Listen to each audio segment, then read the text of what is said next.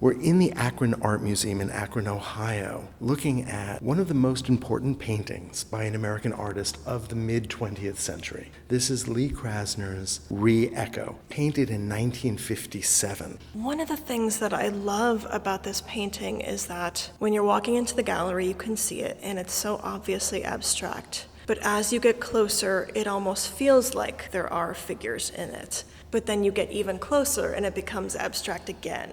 The canvas is square, but it feels vertical. There are these 4 or 5 or 6 or 7 or 12 bodies or forms that seem to have heads, but wait, maybe they're buds, maybe they're tendrils. There's something organic. They might be human, they might be plants. We're not quite sure. Nothing is ever a perfect circle. It is very natural, very organic, and so much of it is bare canvas. The painting is not thick. The paint doesn't really sit over the canvas. It's all painted with a kind of thin wash. It's as if she took her oil paints and had really thinned them in turpentine and then applied them. And she applied them with these seemingly quick, almost calligraphic strokes, so that the surface is incredibly activated. And yet, at the same time, the colors of the palette are soothing. They're pinks and beige and earth tones with sharp green. And it fits perfectly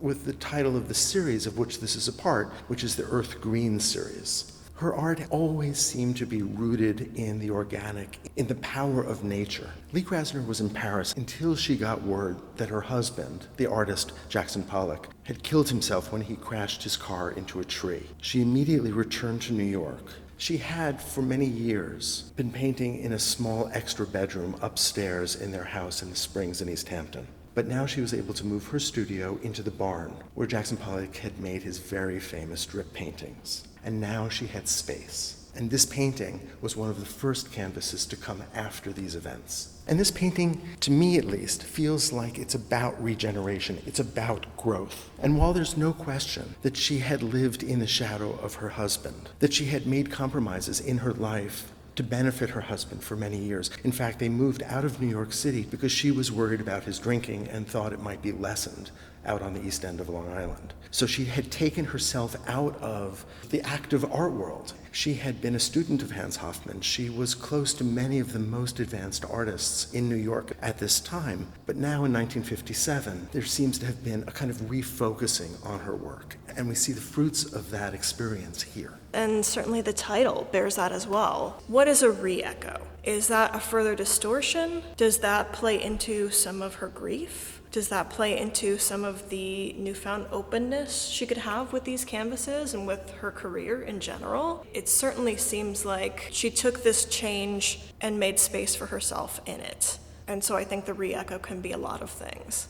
It does seem like a coming to terms with. There are, after all, drips in here. That's Pollock's signature. But there are also references to Hofmann, and most importantly, to the trajectory of her own style and her own career. And I think she's reclaiming the drips in a way and putting her own voice into it. There are places where her hand speeds, where her hand slows. There's an incredibly complex play between the interweaving of space. How deep is the space that she's constructing here? At some points it seems flat, and yet it also seems as if we're looking through some kind of foliage where things are both near and far. There are areas where paint tends to pool. There are areas where the paint is opaque, areas where she almost produces a face that we can begin to grasp, but then it seems to dissolve. This is a painting by an artist who is tremendously aware of the traditions of art history. And she had this great quote, "I like a canvas to breathe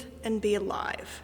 Be alive is the point. And as the limitations are something called pigment and canvas, let's see if I can do it." It might be hard to remember that in 1957, this painting was still really radical, that putting up a canvas that didn't depict something was asking a lot of the gallery viewer, but also trusting the gallery viewer, trusting their interpretations, their interaction with this work of art. There is a kind of freedom here. It is a conversation that also includes all of the people who see it. There's no artwork without an audience there to see it. What is the artist trying to say here?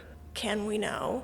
Do we have an obligation to figure out what she is trying to say, or do we just go with our own interpretations? How far does that relationship go between artist and viewer? Well, in 1957, we would have said this is Jackson Pollock's wife. Now, we can say that Jackson Pollock was Lee Krasner's husband.